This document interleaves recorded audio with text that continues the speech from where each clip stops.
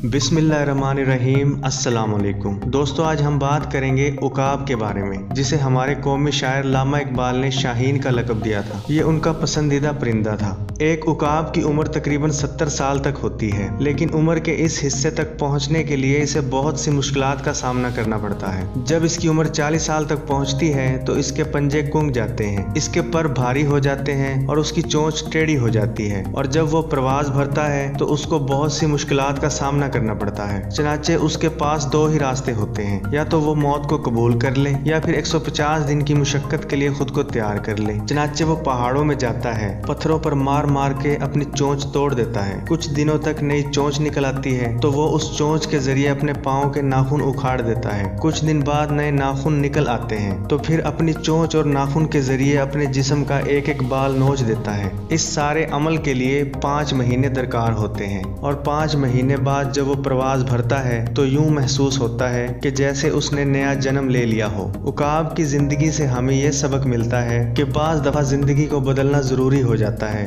लेकिन उसके लिए मुशक्कत, मेहनत और जिद्दोजहद करनी पड़ती है। अल्लामा इकबाल ने अपनी शायरी में शाहीन को एक खास अलामत की हैसियत से पेश किया है, और ये उनका महबूब परिंदा है। इकबाल के यहाँ उसकी वही अहमियत है जो केट्स के लिए बुलबुल और शेले के लिए स्काई लॉर्ड की थी, बल्कि एक लिहाज से शाहीन की हैसियत इनसे ज्यादा बुलंद है, क्योंकि शाहीन में बाज़ ऐसी सिफात जमा हो गई हैं जो इकबाल की बुनियादी तालीमात से हम आहंग हैं। यूँ तो इकबाल के कलाम में जुगनू, परवाना, ताउस, बुलबुल, कबूतर, हिरन वगैरह का जिक्र आया है, लेकिन इन सब पर शाहीन को वो तरजीह देते हैं। आप देख रहे थे हमारा मालूमाती चैनल इन्फो टीवी। वीडियो कैसी लगी हमें कमेंट सेक्शन में ज़रूर बताइएगा। वीडियो को लाइक और शेयर कीजिएगा और चैनल को सब्सक्राइब कीजिएगा। शुक्रिया।